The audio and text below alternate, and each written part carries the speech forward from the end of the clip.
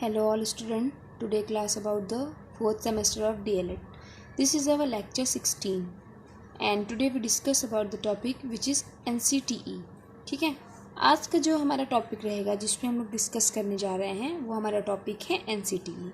ठीक है, तो देख लेते हैं हम लोग NCTE क्या है और ये इम्पॉर्टेंट भी है आपके पेपर के लिए. ठीक है, NCTE का सबसे पहले तो फुल फॉर्म हम देख लेते हैं क्या होता है. National council for teacher education. ठीक है, इसका हिंदी रूपांतरण अगर आप देखेंगे तो राष्ट्रीय अध्यापक शिक्षा परिषद.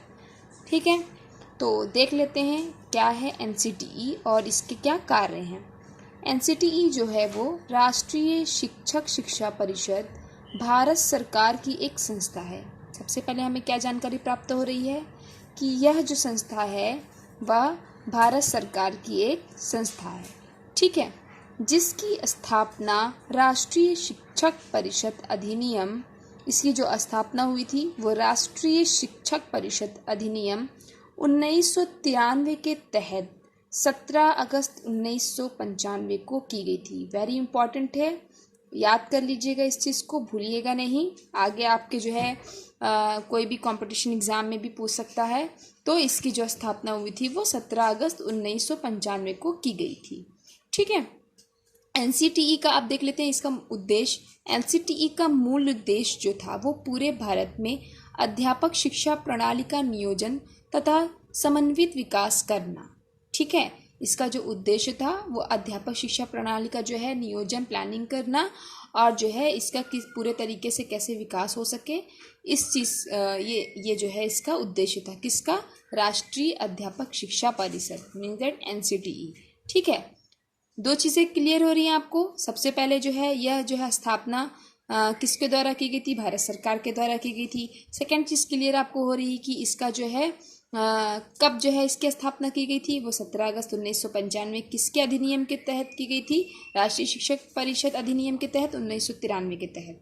ठीक है, थर्ड आपका जो है उद्देश्य यहाँ पे क्लियर हो रहा है कि जो है भारत में अध्यापक शिक्षा प्रणाली का प्लानिंग करने के लिए तथा पूरे तरीके से विकास करने के लिए. ठीक है, फोर्थ चीज़ क्लियर आपकी यहाँ ये हो रही है कि इसका जो मुख्यालय है वो कहाँ है? वो जो है इसका मुख्यालय मेन दिल्ली में है. ठीक है, फिर यहाँ डिस्कस करेंगे हम लोग इसका कार्य क्या क्या थे किसके? NCTE के. तो उद्देश्य देख लिए हम, स्थापना को भी ये सारी चीज़ें देख लिए.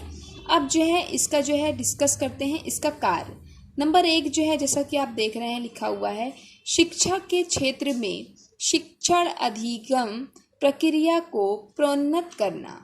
शिक्षा के क्षेत्र में जो है जो शिक्षण प्रक्रियाएं हैं, जो पठन पाठन जो भी प्रक्रियाएं हैं इसको जो है प्रोन्नत करना.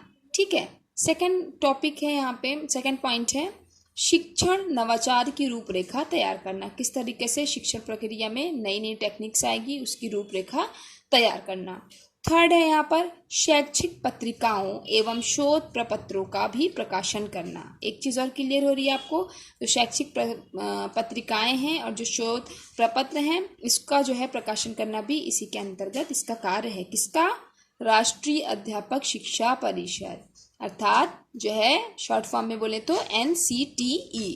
ठीक है, national council for teacher education.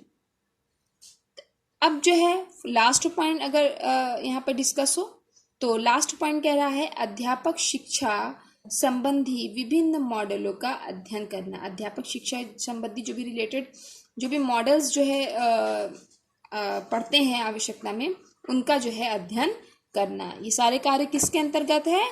ये जो है NCTE के अंतर्गत है. स्क्रीनशॉट भी आप ले सकते हैं. और 4-5 चीज़ें जो है इसमें हमारी जो है क्लियर हो रही है. बहुत मतलब डीपली आपके कोर्स के सिलेबस के अकॉर्डिंग नहीं दिया है.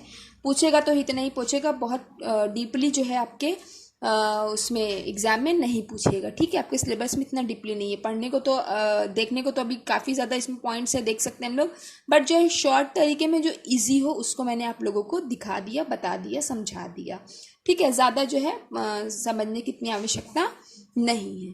ठीक है, इसके बाद में मैं आप लोगों को बार बार बोल रही हूँ कि अगर थर्ड सेमेस्टर में आप लोगों को समावेशी शिक्षा या कंप्यूटर से रिलेटेड कोई भी प्रॉब्लम हो तो आप मुझे व्हाट्सअप नंबर पे मैसेज करके बता सकते हैं, या फिर यही सारे क्लासेस में जो भी प्रॉब्लम हो तो आप मुझे मैसेज करके बता सकते हैं। ये आपका लेक्चर 16 में डिस्कस कर रही थी आज। इसके बाद अगर आप लोगों को कोई अगर आप लोगों की इच्छा के ऊपर है कि आप लोग थर्ड सेमेस्टर फिर से रिवीजन करना चाहते हैं तो आप लोग मुझे मैसेज करिए कि मैम जो है वो वाला लेक्चर चलाइए, इसको यहीं तक रोक दीजिए। ठीक है, बस थोड़ा सा और आपके सिलेबस में बचा हुआ है, बाकी जो है आपका फिर ये कंप्लीट हो जाएगा आपका ये वाला पेपर। ठीक है, तो फिर मिलती हूँ मैं नेक्स्ट क्लास में। इस क्लास के लिए थैंक यू क्लास।